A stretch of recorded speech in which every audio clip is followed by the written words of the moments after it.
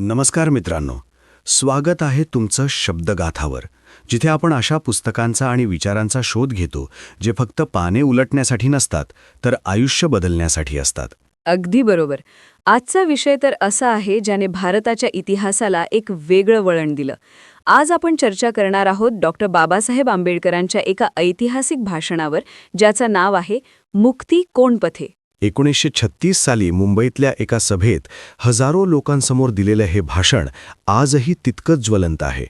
यात बाबासाहेबांनी एक साधा प्रश्न विचारला होता: जो धर्म तुम्हाला माणुसकीची वागणूक देत नाही, त्या धर्मात तुम्ही का राहता? चला तर मग समजून घेऊया या भाषणात दडलेला मुक्तीचा मार्ग. भाग 1. लढण्यासाठी काय लागतं? मला एक सांगा, अन्यायाविरुद्ध लढायला काय लागतं? हिम्मत? हिम्मत तर लागतेच, पण बाबासाहेबांनी या भाषणात लढ्याचं एक वेगळं लॉजिक सांगितलंय. ते म्हणतात, कोणत्याही लढ्यात जिंकायचं असेल तर तुमच्याकडे सामर्थ्य असावं लागतं. आणि माणसाकडे 3 प्रकारचं बळ असतं. एक मनुष्यबळ, दुसरं द्रव्यबळ म्हणजे पैसा, आणि तिसरं मानसिक बळ.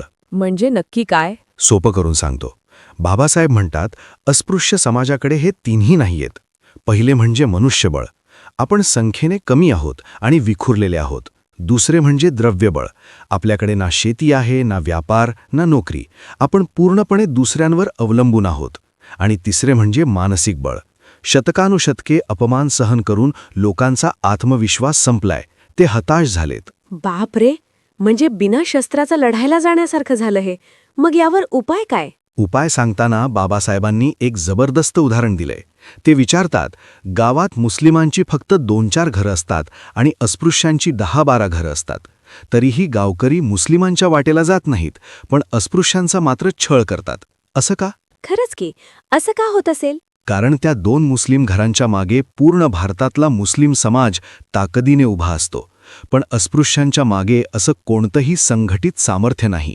म्हणूनच बाबासाहेब म्हणतात, तुम्हाला बाहेरून सामर्थ्य मिळवलं पाहिजे आणि त्यासाठी तुम्हाला एका मोठ्या समूहाचा भाग व्हावा लागेल, जो तुम्हाला ताकद देईल. म्हणजेच धर्मांतर. हे पॉवरचं लॉजिक समजलं. पण धर्म म्हणजे फक्त पॉवर गेम आहे का? त्यात माणुसकी, देव, भक्ती हे काहीच नाही का? हाच तर मूळ मुद्दा आहे. बाबासाहेबांनी धर्माची व्याख्या खूप छान केली आहे. ते म्हणतात, ज्याने सर्व प्रजेचे धारण होते तोच धर्म. पण सध्याच्या धर्मात काय चाललंय? ते म्हणतात, मुंग्यांना साखर घालणारे लोक माणसांना मात्र पाण्या वाचून मारतात. हे लोक दांभिक आहेत. अरे वा, मुंग्यांना साखर आणि माणसाला पाणी नाही, हे किती विरोधाभासी आहे. हो, आणि म्हणूनच बाबासाहेब म्हणतात, माणूस धर्माकरिता नाही तर धर्म माणसाकरिता आहे. जर एखादा धर्म तुम्हाला शिक्षण घेऊ देत नसेल, नोकरी करू देत नसेल, तुम्हाला स्पर्श करायला घाबरत असेल, पण जनावराचा स्पर्श चालत असेल, तर तो धर्म नाही, ते एक प्रकारचं वेडगळपण आहे. म्हणजे थोडक्यात, जर बूट पायाला चावत असेल तर आपण पाय नाही कापत, बूट बदलतो. तसंच धर्म जर प्रगतीच्या आड येत असेल तर तो बदलला पाहिजे. अगदी अचूक. बाबासाहेब म्हणतात, माणसाच्या विकासासाठी 3 गोष्टी लागतात: सहानुभूती, समता आणि स्वातंत्र्य. आणि दुर्दैवाने या 3ही गोष्टी जुन्या व्यवस्थेत अस्पृश्यांसाठी उपलब्ध नाहीत. भाग 4. नाव बदलणे की धर्म बदलणे. मला एक आठवलं, लोक अनेकदा आपली नावं बदलतात. चोखामेळा किंवा हरिजन अशी नावं लावतात. मग धर्मांतराऐवजी फक्त नाव बदललं तर चालणार नाही का? नाही. आणि यावर बाबासाहेबांनी खूप प्रॅक्टिकल उत्तर दिलंय. ते म्हणतात, नामांतर म्हणजे नेम चेंज आणि धर्मांतर म्हणजे कन्व्हर्जन यात फरक आहे. तुम्ही नाव बदलून चोखामेळा केलं तरी लोकांना तुमची जात कळतेच आणि मग त्यांचा बघण्याचा दृष्टिकोन तसाच राहतो. हो, हे तर आजही होतं. आडनाव कळलं की लोक जज करतात. बरोबर. म्हणून बाबासाहेब म्हणतात, तुम्हाला जे नाव हवंय त्याला दुर्गंधी नसली पाहिजे.